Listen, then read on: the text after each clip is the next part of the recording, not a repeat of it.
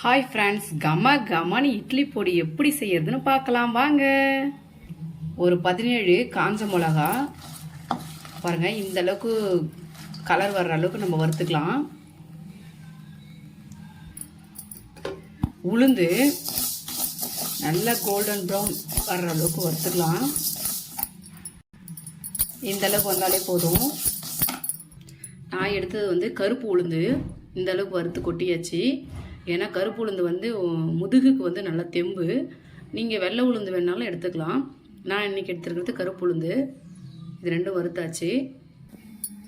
பாருங்கள், இது பாசிப்பயிறு பொன்னிறமாக ஆகிற அளவுக்கு வறுத்துக்கலாம். பாருங்கள் ஃப்ரெண்ட்ஸ், பச்சை வாடை போயிட்டு இந்த அளவுக்கு நம்ம கைவிடாமல் கிண்டணும். இந்த அளவுக்கு வந்துச்சுன்னா ஓகே.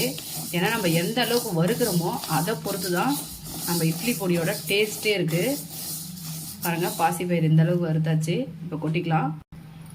1/4 கிலோ உளுந்து, 1/4 கிலோ வந்து பாசிப்பயிறு, இது வந்து 1/4 கிலோ வந்து கடலைப்பருப்பு.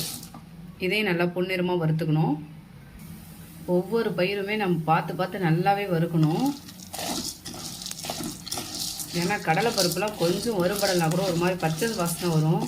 பொடியே வந்து டேஸ்ட் நல்லா இருக்காது. இது நல்லா வறுபடணும். பாருங்கள், இந்த அளவுக்கு வறுத்தணும். 1-2 கொஞ்சம் கருப்பாக இருக்குது, இருந்தால் பரவாயில்ல, இது ஒன்றும் ஆகாது. ஆனால் இந்த அளவுக்கு வந்து நல்லா வறுபடணும். இது பாருங்கள், ஒரு 3 ஸ்பூன் அளவு தான் மிளகு போட்டிருக்கேன். மிளகு வந்து ஆப்ஷனல் தான், உங்களுக்கு வேணும்னா சேர்த்துக்கலாம். நெக்ஸ்ட்டு ஜீரகம், அதுவும் ஒரு 3 ஸ்பூன் அளவு தான் சேர்த்துக்கிறேன். இதுவும் உங்களுக்கு ஆப்ஷனல் தான், வேணும்னா சேர்த்துக்கலாம். குழந்தைங்க இருக்கிற இடத்துல வந்து கொடுக்கலாம். ஏன்னா அவங்க வந்து மிளகு ஜீரகம் வந்து சளிக்கு மற்றதுக்கு நல்லது. இது வந்து லைட்டாக வாசனை வர அளவுக்கு வறுத்தா போதும். ஜீரகம் லைட்டாக வெடிக்கும் போதும். இதை வந்து ரொம்ப வறுக்க தேவையில்ல, எடுத்துக்கலாம். ஒரு கை அளவு கல்லுப்பு, இதையுமே லைட்டாக வறுத்துக்கலாம். வெடிக்கும் உப்பு, கொஞ்சம் பார்த்து தான் வறுக்கணும். அதுக்கப்புறம் கருவேப்பிலை, கொஞ்சம் பழைய கருவேப்பிலையும் வச்சுருந்தேன், கொஞ்சம் புது கருவேப்பிலை. என்ன ஒன்று, இதை வந்து நம்ம அலசி காய லைட்டாக வீட்டிலேயே உலர்த்தி வச்சுருந்தா இன்னும் கொஞ்சம் நல்லாவே இருந்திருக்கும்.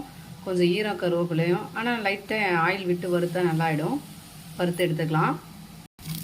ஈரமாக கருவேப்பிலை இருந்ததால் கொஞ்சம் வதக்கிறதுக்கு டைம் ஆகுது. நீங்கள் வந்து கழுவி ஃபேன் காற்றுலேயே உலர்த்தி வச்சு இது பண்ணிங்கன்னா கரெக்டாகவே இருக்கும். ஏன்னா ஈரம் இல்லாத அளவுக்கு வறுக்கணும் இல்லையா. ஈரன்றதால ரொம்ப நேரம் வறுக்க வேண்டியதாயிடுச்சு. பாருங்கள், இந்த அளவுக்கு வறுத்துட்டா போதும். ஈரம்லாம் ஃபுல்லாக போயிடுச்சு. இது கூடவே எல்ஜி பெருங்காயத்தூள் கொஞ்சம் சேர்த்துக்கலாம்.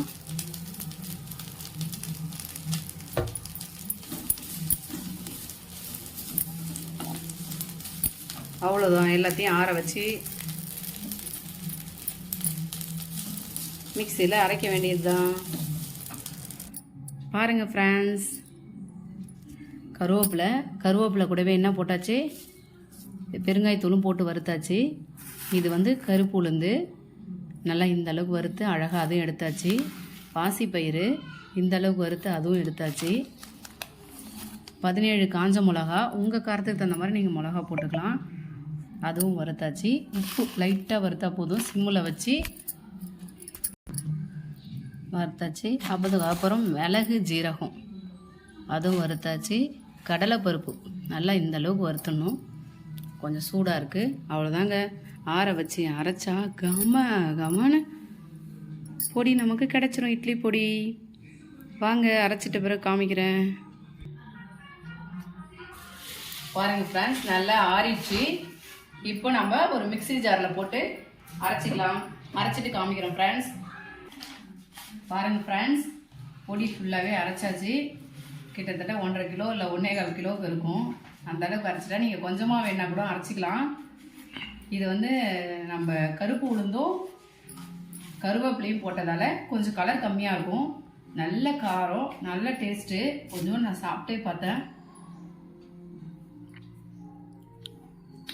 அப்படியே இட்லிக்கு சூப்பராக இருக்கும். தோசை சுட்டு பொடி தோசை செஞ்சால் சும்மா அப்படியே அருமையாக இருக்கும். பசங்க சாப்பிட அப்படியே நெய் ஊற்றி கொடுத்து பாருங்கள், அப்படி சாப்பிடுவாங்க. இதே மாதிரி செஞ்சு பாருங்கள். மறக்காமல் எங்கள் சேனலை சப்ஸ்கிரைப் பண்ணுங்கள், கமெண்ட் பண்ணுங்கள், லைக் பண்ணுங்கள், ஷேர் பண்ணுங்கள். உங்கள் ஃப்ரெண்ட்ஸும் இதை பார்த்து பயனடையட்டும். Okay, thank you.